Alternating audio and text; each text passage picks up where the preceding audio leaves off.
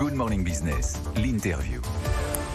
Il est 8h15 et c'est Arnaud Montebourg, candidat à la présidentielle qui est mon invité. Bonjour Arnaud Montebourg. Bonjour. Vous êtes toujours candidat? Ben, oui, je crois. Et vous irez jusqu'au bout? Évidemment, vous aurez un bulletin de vote Arnaud Montebourg. Alors, on va parler de notamment de votre programme économique, parce qu'il est dans l'air du temps finalement ce programme. On a parlé dans nos journaux notamment de l'Agence des participations de l'État, qu'assume le rôle de l'État actionnaire comme garant de la souveraineté et d'entreprises tricolores. Ils sont devenus Montebourgiens avant l'heure, enfin après l'heure plutôt. D'abord, un fonds souverain, c'est fait pour ça, c'est fait pour garantir la souveraineté.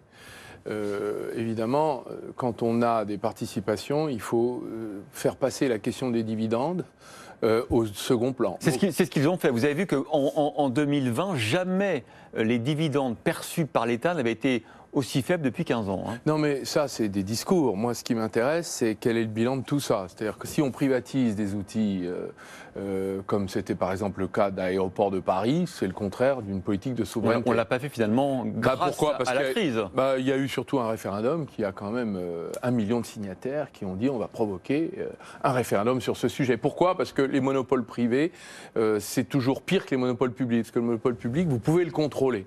Monopole privé, vous ne pouvez pas. C'est le cas des autoroutes. D'ailleurs, c'est pour ça que je propose la nationalisation des autoroutes. Ouais. Parce qu'il y a une rente qu'il faut redistribuer à l'État, ne serait-ce que pour financer la transition énergétique. Mais un aéroport, pardon, mais du coup on prend les sujets les uns après les autres. Un aéroport, vous pensez vraiment que c'est le rôle d'un État d'être actionnaire d'un aéroport ? Oui, parce qu'il n'y en a qu'un. Et qu'il doit contrôler le niveau des redevances pour le patriotisme économique, c'est-à-dire favoriser nos compagnies aériennes. C'est très important, en effet. Et d'ailleurs, tous les États... Vous ne pouvez pas avoir des tarifs discriminatoires entre les compagnies. C'est exactement ce qu'il faut faire. Aujourd'hui, nous devons soutenir et aider notre compagnie qui s'appelle Air France KLM. Nous avons un hub européen. Donc, si on veut être des patriotes, il faut utiliser tous les moyens à notre disposition pour soutenir Air France KLM. Or, quand vous donnez à une compagnie privée le contrôle de l'aéroport, eux, ils rentabilisent leur investissement, ils font monter les redevances, et donc ça désavantage qui ? Ceux qui sont les plus puissants sur le tarmac, c'est-à-dire les nôtres. Non, ça n'est pas possible. Est-ce que c'est le rôle de l'État d'être dans des entreprises comme Orange ou encore Engie, c'est le cas aujourd'hui ? S'il en fait quelque chose, oui. Et qu'est-ce qu'on en fait ? Gaz de France, excusez-moi, le gaz c'est fondamental. Aujourd'hui, nous sommes capables, par exemple, avec Orange, de faire des choix sur les équipementiers qui ne soient pas chinois. Si Orange avait soutenu Alcatel, nous n'en serions pas là. Oui, mais justement, c'est pas parce qu'on est propriétaire d'Orange qu'on a fait ces choix-là, et inversement, les autorités de contrôle peuvent imposer à SFR, à Free ou à Bouygues d'acheter autre chose que, par exemple, du chinois. Oui, mais c'est encore mieux quand on peut le faire soi-même, pour une raison simple, c'est que quand on a un paquebot comme Orange, on peut s'en servir, y compris sur les plateformes numériques. Nous avons une base là qui nous permettrait, par exemple, de préparer la fin des GAFA américains, qui est une de mes propositions, et l'entrée dans le logiciel libre où nous devrions investir considérablement, y compris avec des entreprises comme Orange. Nous pourrions faire beaucoup de choses, mais nous ne les faisons pas. Donc c'est pour ça que les discours c'est bien, les actes c'est mieux, et surtout l'audace qui manque au rendez-vous j'allais dire, du gouvernement actuel.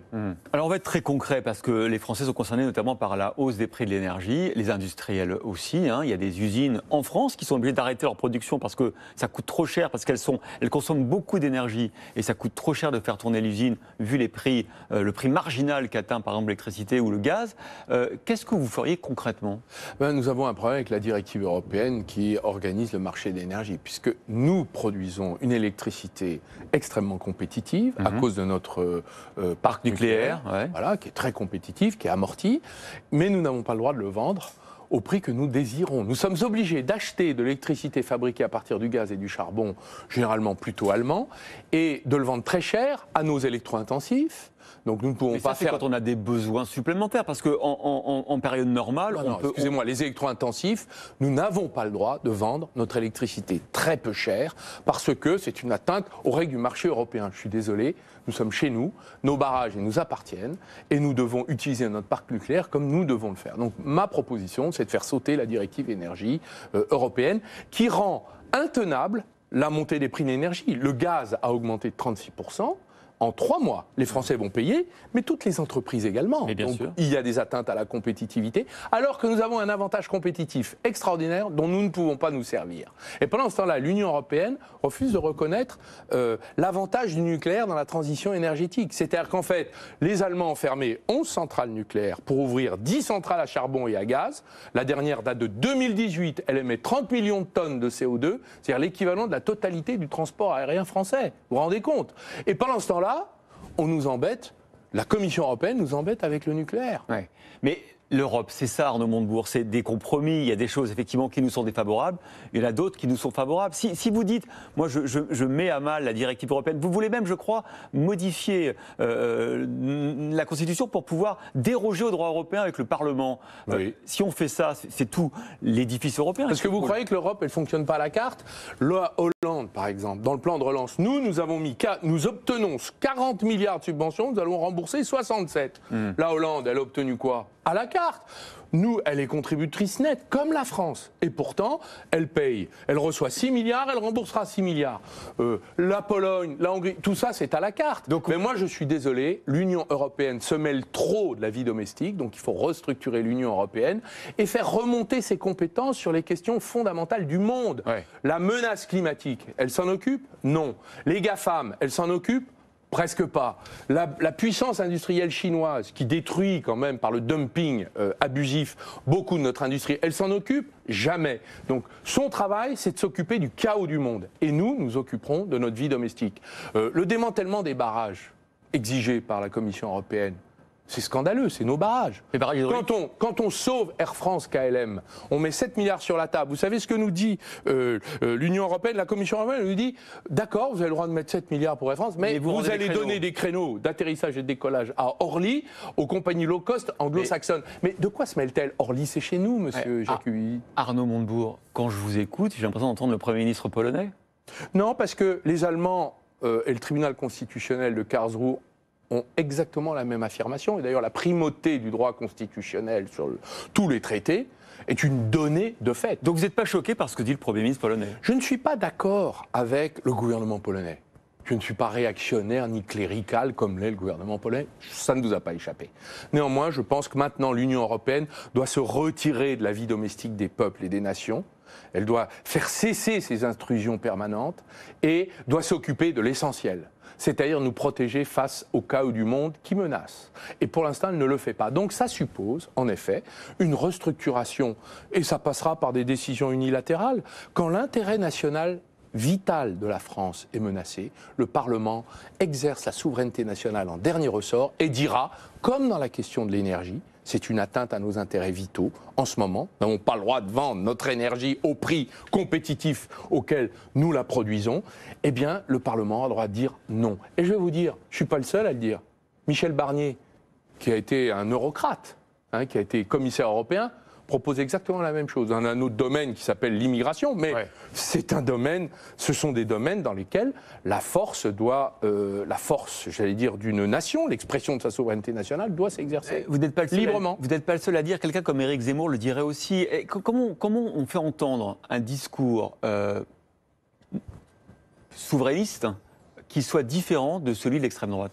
D'abord, la question de la souveraineté, elle appartient à tous les peuples. Hubert Védrine dit fort justement, elle dit tous les pays du monde sont souverainistes, ils défendent leur souveraineté. C'est quoi la souveraineté? Le droit de décider ce que nous voulons par nous-mêmes.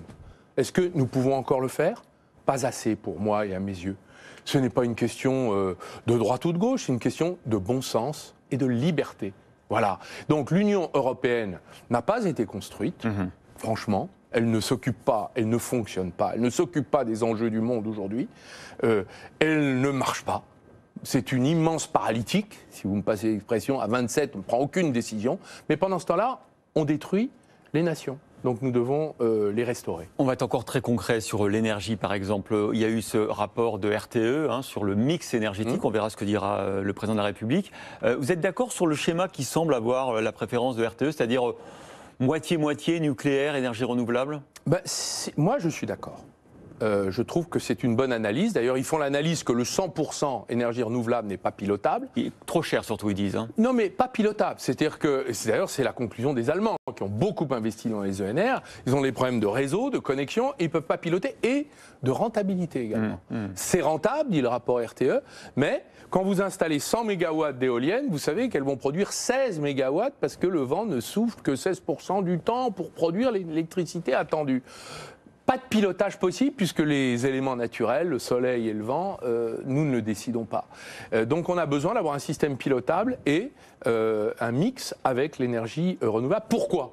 Mais parce que nous devons nous débarrasser du pétrole. Et ça, c'est notre urgence. C'est d'ailleurs notre facture pétrolière est de 45 milliards. C'est considérable. Et donc vous lanceriez, vous, président de la République, la construction d'EPR ? En tout cas, je réinvestis le nucléaire. C'est tout à fait certain. EPR 1, EPR 2, EPR 3, la question est technologique, elle n'est pas, à mon avis, politique. Néanmoins, si on veut sortir du pétrole, ça veut dire qu'il va falloir remplacer 11 millions de chaudières à gaz et à mazout chez les particuliers, les fours industriels de toute l'industrie, remplacer 40 millions de véhicules thermiques, moteurs à explosion par des véhicules électriques. Donc il va bien falloir avoir de l'électricité en plus pour remplacer ce que nous aurons abandonné au titre du fossile. Et ce travail-là, le pétrole est partout dans notre vie, dans le plastique, dans le béton. Il va falloir que nous transformions par des investissements massifs de substitution, ce qui va nous amener à construire une nouvelle industrie. Autre question d'actualité, je ne sais pas si vous avez vu aux États-Unis, l'ISF revient via les États-Unis avec Joe Biden et sa majorité qui envisage de taxer les gains dormants des super riches, c'est-à-dire 20% d'impôts sur les plus-values latentes des plus fortunés. Est-ce que c'est une bonne idée ? On a un problème d'explosion des inégalités et Joe Biden a raison de poser cette question. Alors il met l'impôt très très haut, ceux qui sont à 100 milliards de patrimoine, 100 milliards de patrimoine. Mais en France, si je regarde les informations de Challenge, qui tous les ans publie les fortunes des 500 plus grandes fortunes françaises, elles sont passées en 2010 de 11% de la richesse nationale à 43% de la richesse nationale en 2021. Et ce patrimoine des 500 familles a progressé de 730 milliards en un an. Donc moi, je suis un peu sur la ligne de Vincent Lindon qui disait il va falloir qu'il y ait une contribution sur la grande richesse. De quel type ? Je ne sais pas, il faut ouvrir le débat dans la campagne. Moi, j'y suis favorable parce qu'on ne peut pas continuer à avoir des gens qui sont aux pompes de chez Leclerc pour économiser 5 centimes de marge abandonnée par Leclerc dans les stations-service parce qu'ils sont obligés de prendre la voiture, on leur paye, on leur met des taxes à 20% de TVA sur leur litre d'essence. Si on la remettait à 5,5, on serait à 23 centimes de moins le litre, ça fait 10 € de moins par plein. Combien de recettes en moins ? Et pendant ce temps-là, énorme, mais pendant ce temps-là, vous avez des gens qui ont profité de la crise. Mais qui ont aussi investi dans le pays et qu'il faut travailler des gens. J'approuve, certes, tant mieux pour eux, mais on a là un enrichissement extraordinaire. Vous avez vu donc le ruissellement n'a pas fonctionné, la preuve, et les inégalités sont une source d'explosion de la société.